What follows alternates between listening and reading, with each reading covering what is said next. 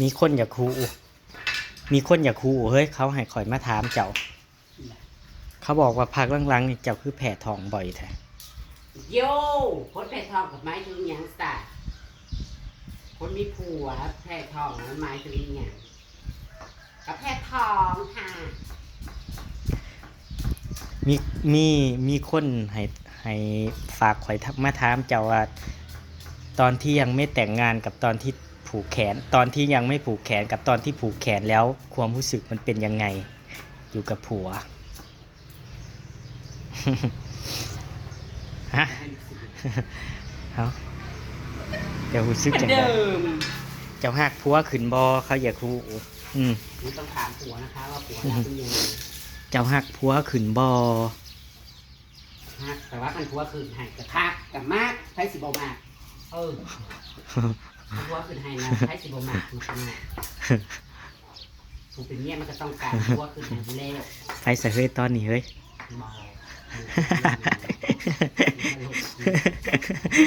ไปตอนนี้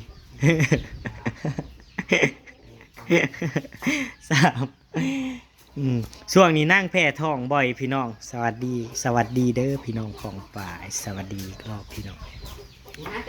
สบายดีอยู่ที่พานทองหาแต่แนวอยู่แนวกินสู่หมู่สู่พวกพี่น้องเฮ็ดจังได้จ้ะส่วนหมู่เล่นไพ่หมู่ก็เล่นบ่เป็น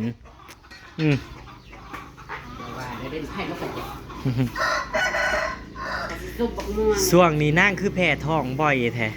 ปกตินั่งเป็นคนที่บ่มักกินสมขนาดข่อยส่วนย่างยังบ่กินอันนี้ว่าจริงอยู่น้ำกันมาสิ3 ปีแล้วเด้ข่อยส่วนนั่งกินสมนี่นั่งบ่ได้อยากกินได้เอาก่อนตะกี้มันบ่ทันอยู่เนาะน้องจ๋าดูสิมะม่วงยำมะม่วงมาใส่ลายดอกหอมกระดาษนี้เขียวเสียดายบ่มีกุ้งแห้งพี่น้องถ้ามีกุ้งแห้งใส่น่ะมันสิแซ่บข่อยเคยกินพี่น้องอยู่ฝั่งไทยข่อยเคยกินแล้วข่อยก็เคยซื้อกินบางห้านเขาใส่กุ้งแห้งโอ้ยแซ่บน้ำตาล3เลยจ้ะปลาล่าแล้วคาราบอนหลักไส้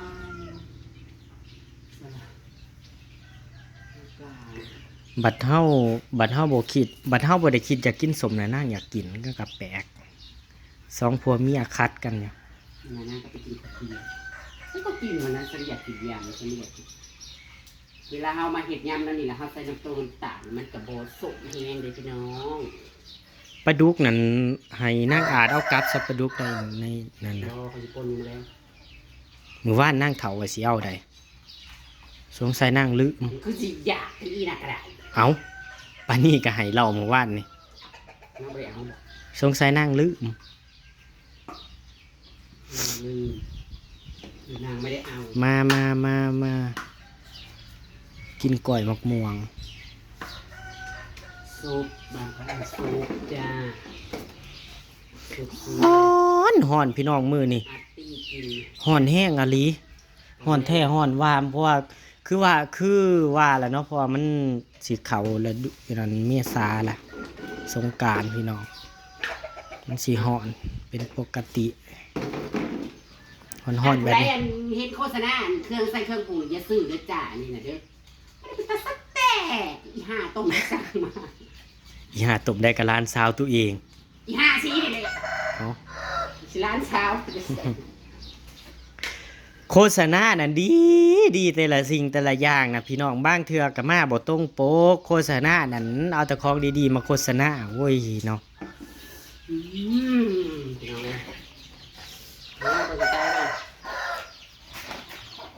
มาใส่หัวหอมโบราณด้วยทานซอส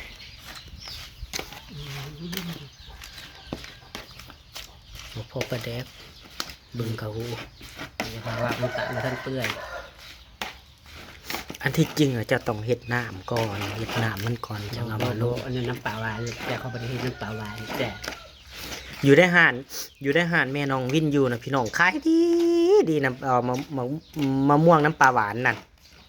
ขายดีครับพี่น้องเลยคือมันสมแขกใช่ไหม เห็นแล้วนี่เนาะป้าที่เขาทอดเฮ้ยกับปลากระพงนั่นกระพงทอดน้ำปลานั่นโอ้ยอยู่ห้านนั่นทอดน้ำกระบอกท่านห้านแม่น้องวินนะพี่น้องพี่เอ้ยคอยอยู่นั่นร้านทรงเป็ดพะโล้นะพี่น้องทอดมือหนึ่งจักเท่าใดวันไหนยังบ่ทันแต่ว่าแซ่บครับ คนน้ำลายแตกเลยน้องน้ำลายแตกมันคอยบ่ได้กิน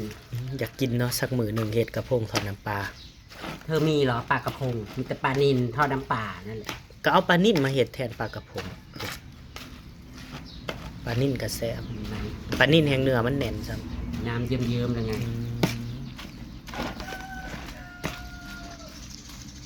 ข่อยแนมเห็น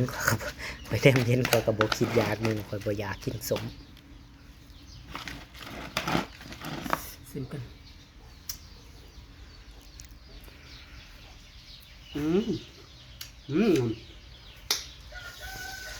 บิ่งสิซีมให้ น้ำตาลใส่อีกน้ำตาลใส่อีกนิดนึงเพิ่มความหวานแต่เปรี้ยวเปรี้ยวแห้ง ไก่สิได้อุ้มลูกเลยแหละเมียแพ้ท้องบ่อยท่ะ จ้ะ จักบ่ต้องกินยาคุมเฮ้ยผักหลังๆนี่ปล่อยโลด บ่กินเสนาได้สักบ่กินแกงบ่กินแกงนี้ฝุ่นต้องกินคุ้มไว้บ่กินมันจะงามโพดกินยาคุมความงามนะ จำว่าจากฝึงมากินยาคุมแต่เจ้าอายุจักปี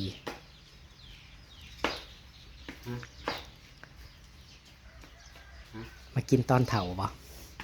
ต้องกินตอนทับ เกือบได้เมียเนาะ จะบ่มากก่อน โอ้ยหนูนั่นนี่พี่น้องมันแลนเขามองได้ นี่มันแลนเกาหู้นี่โคตรเรือ จะบ่มากก่อนเขาจะได้เมียแล้ว ดีแต่ข่อยมากก่อนพี่น้องข่อยเห็นความงามนั่งก่อนบ่จังสันนะนั่งก็ได้เมีย ใช่ครับ อืม มันบ่พอยังไปเติมมามันทักกระมังเลยค่ะ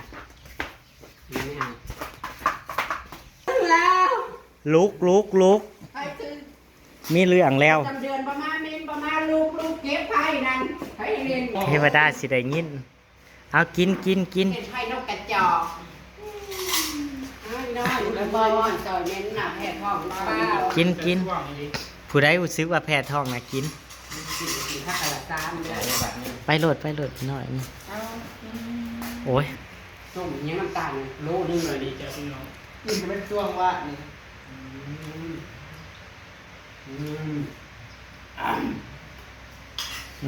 กินพี่น้องแฮงบอกว่าระวังหน่อยนะช่วงนี้กลัวท้องร่วง กลัวท้องเสีย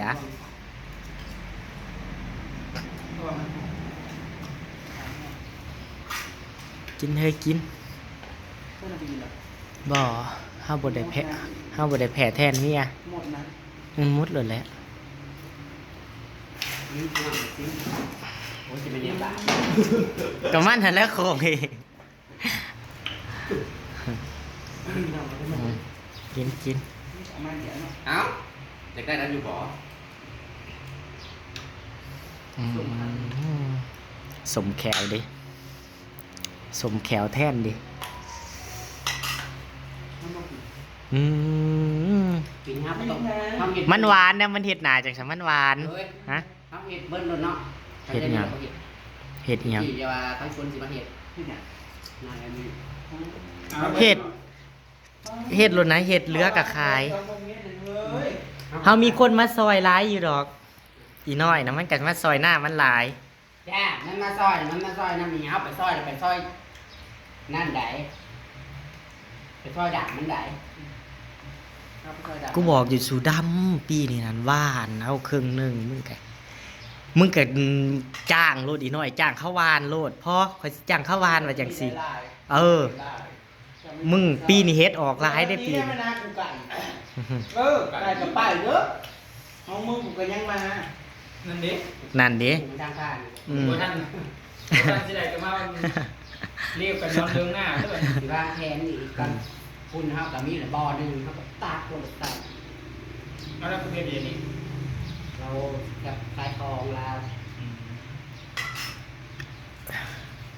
เฮ็ดไปเฮ็ดกับไปเฮ็ดกระต๊อบน้อยๆไว้อยู่พุ่นอันหนึง เห็นยังก็บอกเห็นเลยตอนนี้นะเกือบแพง เฮาใหม่เฮ็ด ทุกมุกละปีน้ำมันแพงนะคันจ้างรถอะไรไม่ถึงว่าอะไรละ มันก็เจียว ปกติจะ800 มันถึงพัน ปีบ บ่พันบ่ปิด ขนาดว่าเขาปรับหน้าเขายังเพิ่มราคาขึ้น คือว่าแหละปีนี้น้ำมันก็แพงเขาคือสิโอ้ยคิดมากแล้วกันเนาะต้องเก็บเงินไว้หลายๆเด้อไผเศษหยังน่ะสะพอจ้างคนมาปั่นวานคงวานเขานี่กาสิบ่เท่าใดบ่พี่น้องเอ้ย ของฉันนั่นจะนั่น3,000ตะกี้มีห้องเรียนมี2ไห้นั่น3,000 3,500 ของปานี่ให้ใหญ่2ให้ อะไรเพิ่มมันอยู่พัน2,500หรือเพิ่มถึงว่าเดี๋ยว4,000อยู่ครับอะไรขึ้นสมมติว่าอะไร4,000ขนาดเอามาจ้างดังสมมติ70,000กว่าแล้ว 4,200เหลือ พอดีแหละสิใส่ข้าวเจ้านํปีนี้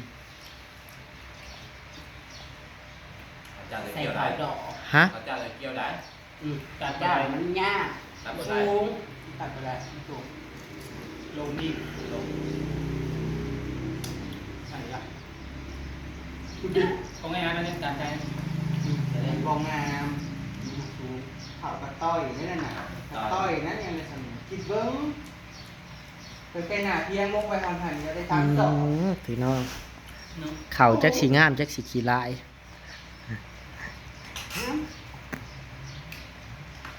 ข้าวนี่ดีมาก โอ้ยคนบดีปีนี้จะดังไปยากเด้อ เสร็จมันในปานนี้นะครับบริภาค เมื่อน้ำมันซีมาบอกว่า แปะจะแปะช่องโหน เขาว่า8 2 หนได้ปีนี้ นี่สิบบาทดำเดือด 8 2 หน แล้วมาโง่ ว่ามึงว่าจ้าจะเพิ่มโทง บัว คณะกูกูว่ากูบ่ดับแล้วกูเขาบอกเห็นนา ควันรุดพ่นไอ้นะถึงว่าควันก็ยังรู้จักแอบแหละแบบมันสิมา ดำหน้าเดือดนึงเกี่ยวเผา ตามที่ เกิดว่ามันก็ยังบ่เป็นหน้า ปี๊ดแต่เนาะแต่เว้าก็เว้าได้ซุ่มนางนะแต่ละปีดำทุกปีก็เก่งได้เนาะอะลีได้ ของหมูเกี่ยวมันแล้วคนจะกลับมึงเงี้ย เออ มันนั่นมันต้องบ่คิดสิหวานจักบ่เคยหวานจักปีแม่นบ่น้อย คิดว่าบ่อยากเห็นหน้าพุ่น บ่เคยหวานจักปีแม่นบ่ ตาม พ่อกับ บ้าน แม่ ปีเดียวนี่กับบริกลุ่มยามไปยากขึ้นน่ะ แล้วกูปกติกูบ่ได้ เรื่อยราคาได้นี่หนักราคาได้ขาได้ ปีนี้มัน8 2 หนจักเขาสิงามจักเขาสิบ่งามพี่น้องปีนี้ เอาสิเบอร์ จังใดเด้ ขาอย่างเดียว ปี๊ด2ผัวเมียเสียดหน้า2 คน เขาอีพ่อหรือจะเขาจองเห็นหรือเปล่า นั่น โอ้ที่หน้ากายเก่าออกรถไปด้วยเนาะ คนบ้านนั้นมันแพงกว่าเขาบอกนั่นเลย น้ำมันแพงกระดอเบิดนั่นจ้างเข้าไทยนั่นกับเบิดเท่าใดล่ะ เป็นหมื่นเลยเป็นหมื่นแล้ว เออ คุยอีกเลยดูกำแพงเลย ตายเนาะคุยกับแพง ก็แบบพัน มีแต่แนวแพงมีแต่ของแพง มันคล้ายไหนบ่อแค่นั้นแหละ เขาสิมีน้ำมันขายให้บ่ แพงกับมันจำเป็นมันก็เลยซื้อคือเก่าได้พี่น้องเอ้ยแต่ว่ามันสิมีน้ำมันคล้ายไหนบ่อแค่นั้นแหละตอนนี้มันแค่ปักซองก็มีแล้ว ต่างๆเลย ถ้าปากซองอ่ะต่อคิวกันปั๊มน้ำมันปั๊มเดียว เขายังบ่เอาอันนี้ เขายังสู่ลบกันอยู่ แสน2แสนแบบจนเบิดของมันแบบ โอ้ย เป็นโรคเลี้ยงมันคือ พี่น้องเอ้ยเบิดบ่น่ะอืม ที่เป็นกระสา เบิดแต่น้ำเป็นกระซ้ำกับเบิดจะแม่นซุ่มเจ้ากินเก่ง นั่น เฮาบ่ได้คิดอยาก2-3 มื้อมานี่เฮาบ่ได้คิดอยากกินสมเลย ปกติอะโอ้ยเฮาอยาก แต่ถ้า มันกินอันหนึ่งจะได้ ไปพี่น้องน้ำลายพาจากแล้วพี่น้อง ตามคลิปหน้าเด้อพี่น้องเด้อ มันเดียวกับอีก สมนางกินสมแผ่ทองกัน สบาย อื ดี ม จ้า สวัสดีครับผม เจ้ามาจากไหนเลย ฮะ